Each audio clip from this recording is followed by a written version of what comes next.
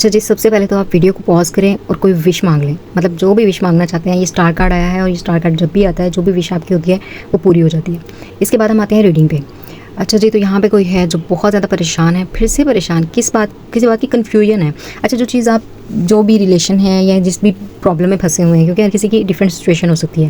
یہ ہینگ مین کا دوسرے نمبر پہ کارڈ ہے. آپ کو کیا کرنا ہے کہ جس طرح سے آپ چیزوں کو لے رہے ہیں نا، جس طرح سے آپ چیزوں کو سوچ رہے ہیں، ٹھیک ہے، یا دیکھ رہے ہیں جس نظر سے، اس کی بالکل اپوزٹ ڈائریکشن میں سوچ کے دیکھیں. لائک اگر کسی چیز کو آپ پازیٹیولی سوچ رہے ہیں، اس کے نیگیٹو ورژن کو سوچ کے دیکھیں. یا پھر اگر اس چیز کو آپ نیگیٹیولی سوچ رہے ہیں، اس کے پازیٹیو ورژن کو، جو بھی پاسبلٹی ہو سکتی ہے. خود نہیں کر سکتے، کسی سے پوچھ لیں. کسی سے نہیں پوچھ سکتے تو یہ اپنے پاس چیٹ جی ٹی پی ہے، اس سے مشورہ لے لیں. لائک آپ کہیں تو کچھ غلط کر رہے ہیں، یعنی کسی اینگل پر پہنچ نہیں پا رہے، آپ غلط انٹرپریٹ کر رہے ہیں جو بھی سچویشن ہے اس کو.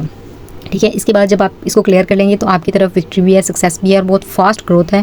جو بھی آپ کرنا چاہ رہے ہیں اس پرابلم میں، اس مسئلے میں، یا اس جو بھی چیز آپ ڈسکور کر رہے ہیں. کہ کچھ لوگوں کا بزنس کا بھی ہو سکتا ہے، کچھ ریلیشن شپ کا ہو سکتا ہے. اگر ریلیشن شپ سے ریلیٹڈ دیکھ رہے ہیں تو دو لوگوں کی میوچول انڈرسٹینڈنگ بہت ضروری ہے. لائک آپس میں آپ کا ایک دوسرے کو انڈرسٹینڈ کرنا بہت ضروری ہے. اسی وجہ سے پرابلمس کھڑی ہو رہی ہیں کہ آپ انڈرسٹینڈ نہیں کریں. پھر وہی بات آ رہی ہے کہ جو بات اگلا بندہ کہہ رہا ہے آپ اس کو ویسے سمجھ نہیں رہے، یا جو بات آپ کو دکھائی جا رہی ہے یا کسی تیسرے پرسن کے تھرو اگر کوئی غلط فہمی پیدا کی جا رہی ہے، سچویشن ویسی نہیں ہے جیسے آپ کو دکھائی جا رہی ہے، تو جو سچائی ہے اس تک پہنچنے کی کوشش کریں.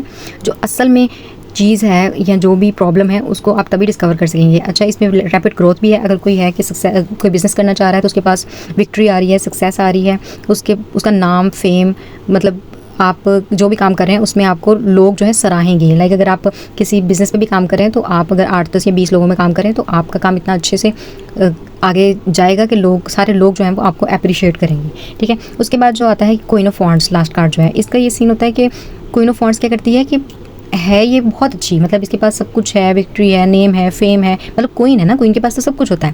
لیکن اس کی ایک چیز ہے جو سب سے یونیک بناتی ہے اس کو، وانڈ کا مطلب کیا ہے اس میں کہ یہ باؤنڈریز کو سیٹ کرنا جانتی ہے. اس نے اپنی باؤنڈریز کو کلیئر رکھا ہوا ہے. اگر آپ یہاں پہ مسٹیک کریں، کچھ لوگ ہوتے ہیں کہ بہت ہی اچھے بن جاتے ہیں. میں یہ نہیں کہہ رہی اچھے بننا بری بات ہے، لیکن اس سے کیا ہوتا ہے کہ لوگ غلط فائدہ اٹھا لیتے ہیں اور جو بیلنس ہے نا وہ بگڑ جاتا ہے. اصل میں ہر چیز کا بیلنس ہونا بہت ضروری ہے. یہ پہلے بھی میں نے بہت بار بات کی ہے، لیکن چیزیں ہم لوگ بیلنس نہیں کر پاتے. ہم لوگ کیا کرتے ہیں کہ یا تو بہت اچھے ہو جاتے ہیں یا بہت برے ہو جاتے ہیں. لیکن ہمیں رہنا ہے توازن میں. اگر توازن نہ ہوتا تو چاند اپنے وقت پہ نہ نکلتا، سورج اپنے وقت پہ نہ نکلتا، نہ دن ہوتی نہ رات ہوتی. مطلب قدرت کی ہر چیز میں توازن ہے. تو انسان کے لیے بھی یہی سبق ہے کہ آپ نے بیلنس رکھنا ہے ہر چیز میں. اگر دو رشتے ہیں، ماں ہے یا ساس، وہ ہے ماں ہے یا بیوی ہے، ان کے رشتے میں جو ہے وہ بیلنس رکھنا ہے. نہ ہی کسی ایک کو زیادہ اہمیت دینی ہے، نہ ہی کسی دوسری کو ریگریکٹ کرنا ہے یا پیچھے کرنا ہے. یعنی 50-50 ہونا چاہیے ہر حال میں.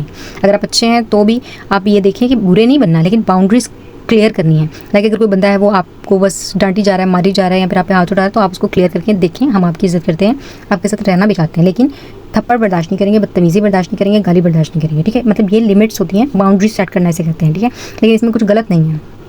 اس لیے جہاں کہیں باؤنڈری سیٹ کرنے کی ضرورت ہے نا، آپ کو لگتا ہے کہ کوئی بندہ ہے جس کا آپ کی لائف میں ہونا بھی ضروری ہے، جو آپ کے لیے امپورٹنٹ بھی ہے، لیکن وہ اپنی باؤنڈریز کراس کر رہا ہے، یا اس کو پتہ نہیں ہے کہ لمیٹیشنس کیا ہے یا سیلف رسپیکٹ کیا ہے، تو اس پہ آپ کو کام کرنا پڑے گا. اور جو وش مانگی ہے وہ بہت جلد پوری ہوگی اور کنفیوژن کلیئر ہوگی انشاءاللہ.